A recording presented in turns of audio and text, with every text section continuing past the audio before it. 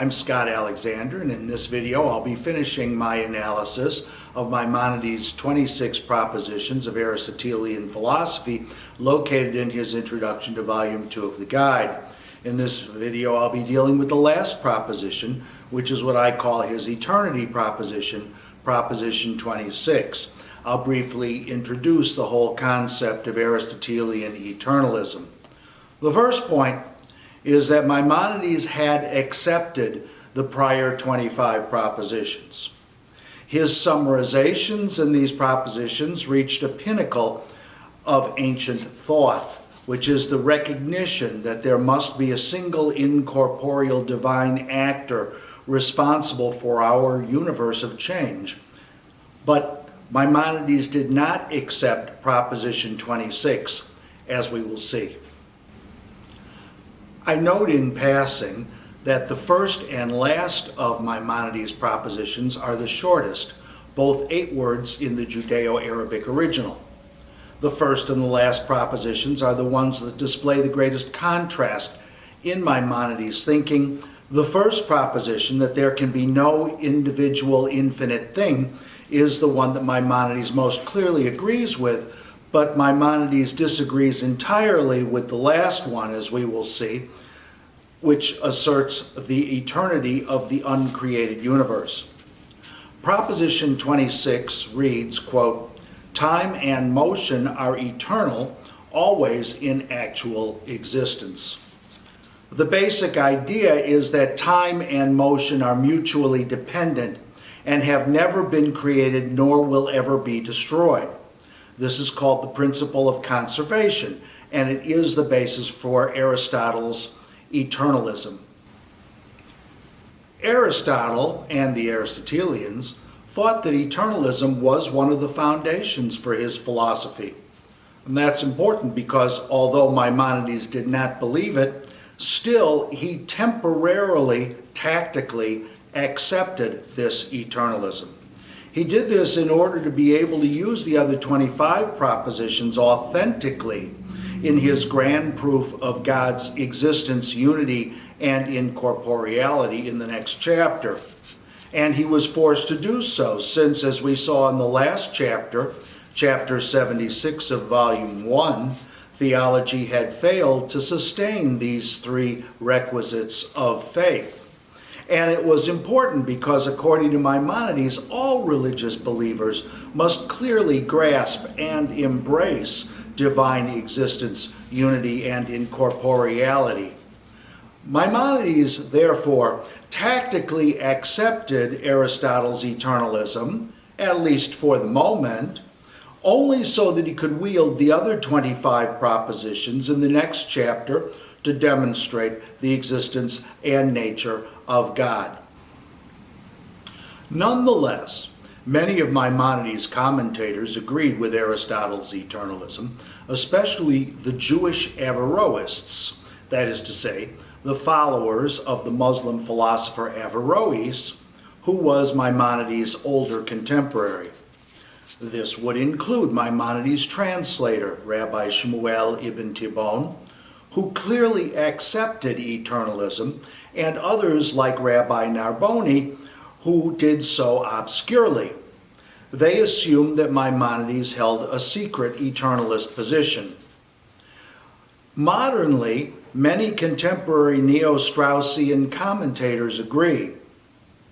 Nonetheless, Maimonides' explicit statements clearly display an orthodox adherence to creation ex nihilo. So Professor Herbert Davidson, contending against such misreadings of the guide by neo-Straussians and others, wrote, quote, "In ascertaining an author's intent, even an author who indulges in esoteric expression, the starting point surely should be what he himself says." Also, Professor Kenneth Seeskin of Northwestern University wrote his Maimonides on the Origin of the World in 2005, which thoroughly rebuts any possible basis for saddling Maimonides with eternalism. Nonetheless, Surprisingly, that has not stopped the regular production of essays to the contrary, which try to make Maimonides out to be a closet eternalist. And this may be because modern academics find it difficult to take religious commitments seriously and open-mindedly, even in the case of the profoundly devout Maimonides. Maimonides makes no attempt to refute Aristotle's eternalism here in these 26 propositions. He reserves his argument for creationism and against eternalism to chapters 13 through 25 of his second volume of the Guide. In this introduction, he only writes that Aristotle never proved eternalism. He says that Aristotle only accepted it because he thought it was the most fitting and appropriate of the contending theories of the origin of the universe. Apart from all that, why did Aristotle think that this proposition was true, that the universe has always existed? In chapter 14 of volume 2 of the Guide, Maimonides lists 8 reasons why Aristotle came to eternalism. We're just going to look at one of them because it's the most typical of those reasons. It's the first one, where he writes, quote, "According to Aristotle, motion, that is to say motion par excellence, meaning the motion of the heavens, is eternal. For if motion had a beginning, there must already have been some motion when it came into existence. That is because the transition from potentiality to actuality and from non-existence into existence always implies motion. Then that previous motion, the cause of the motion which follows, must be eternal, or else the series would have to be carried back ad infinitum." Let's unpack this. This statement considers 2 types of motion: the rotation of the heavens on the one hand, and the motions that are successively communicated through the long chains of causation on the other. What he means is that there cannot be an infinite causal chain because you'd always have to look for its prime cause and you could never reach it. But Aristotle accepted that there is an eternal rotational motion of the spheres that does cause the rest of the motions of the universe. The argument is that the rotation of the heavens is eternal, but that the causal chains are always finite. Only the heavenly motion could be eternal because of the motions, only the rotation of the spheres could persist uninterruptedly. He held that it is the source for the chains of causation in our universe. And the only reason that that would be true is because at the very apex of the system, there exists a prime mover that is completely incorporeal, who inspires the motion of the spheres, and beyond whom you should look for no other cause.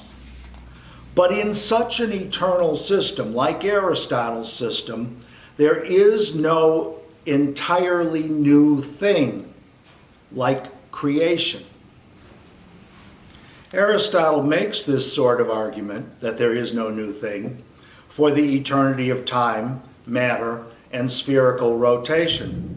He argued that there's nothing that came before the eternity of God and the eternity of heavenly motion. He argued that if there were a creation from nothing, then God would have changed, or God would be subject to another agent, or would have suddenly, for no good reason, have begun to act. It followed that there could be no sudden emergence of a divine creative potentiality prior to any alleged creation, nor could there be a new desire in the unchanging divine to create, nor a prior motion of divine inactivity before he created. Thus, Aristotle asserted that there could be no such thing as creation ex nihilo. Maimonides rejects these claims, as we'll later see in the chapters following chapter 14 in volume 2 of the guide. What precisely is the problem for Maimonides with this eternalism proposition? His problem is that it hopelessly entwines God in a universe he did not create. Maimonides' God, the God of Abraham, Isaac, and Jacob, Joseph, and Moses, in contrast to the so-called God of the philosophers, is a transcendent being possessed of total volition. This transcendent God can intervene miraculously in the natural order.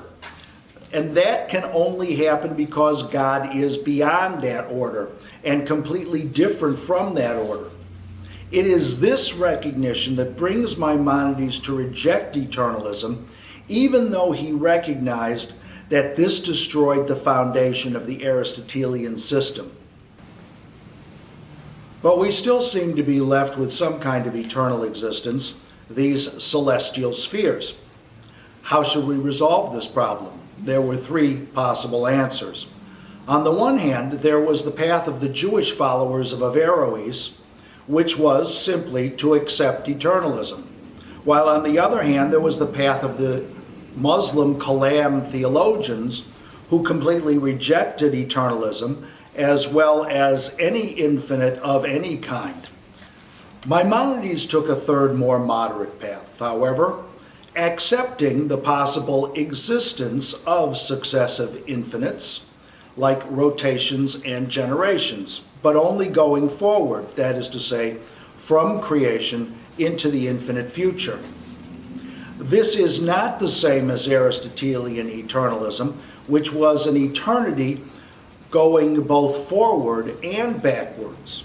Nor is it the position of the Muslim Kalam, which rejected eternity in favor of a non-eternal universe bounded by a created beginning and ending in a judgment day. Maimonides accepts that it's possible that the universe could endure even though it was created. He also argued that certain limited infinites could possibly exist. I talked about these infinites in the prior video about the infinity propositions, and you should recall that we highlighted that there were several exceptions to the rule against infinites. Those exceptions were the accidental, potential, and the successive infinites.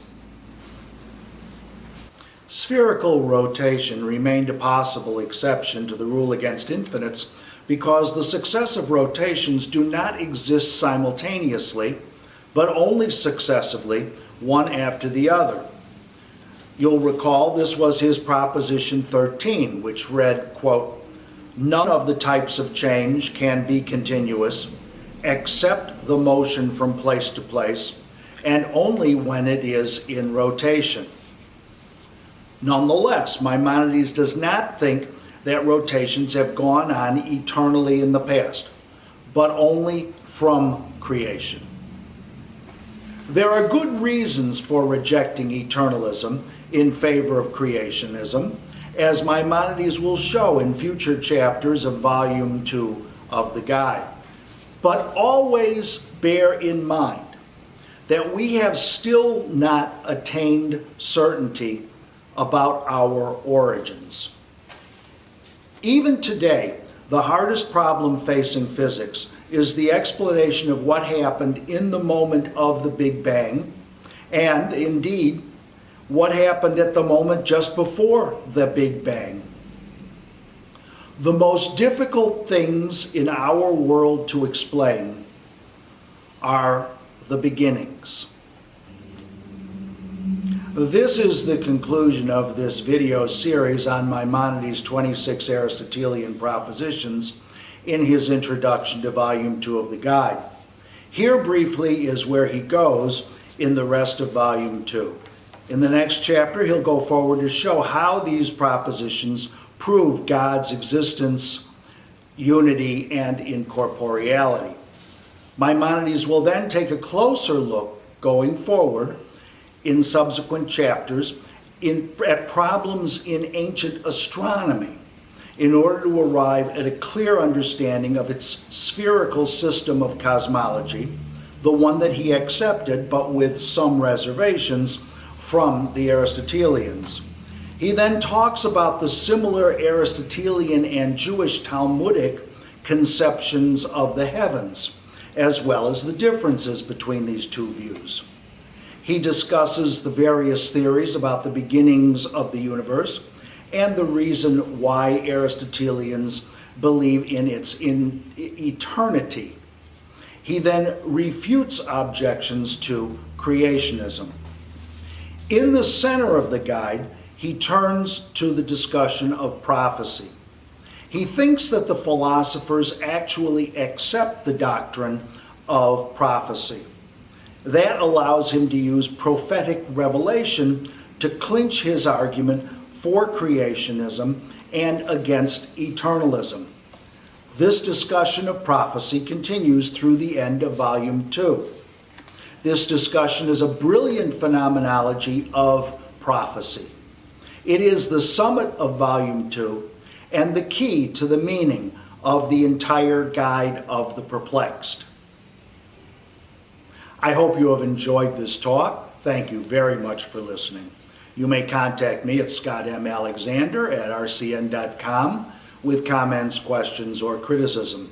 Please click on the panel, the description panel of this talk on YouTube to see links to documents mentioned in this video. Please visit my website, Maimonides-guide.com, to see my commentary essays on each chapter of Maimonides' Guide of the Perplexed, currently completed through the entire first volume of the guide, and now including my commentary on the introduction to the second volume. If you found anything in these videos that seemed to you to be obscure, please see this more detailed essay commentary. Also, on my website, you can find associated essays I've written, podcasts, videos, and important links. And of course, please like this video, share it with your friends, subscribe, and hit the YouTube notification bell. Thank you.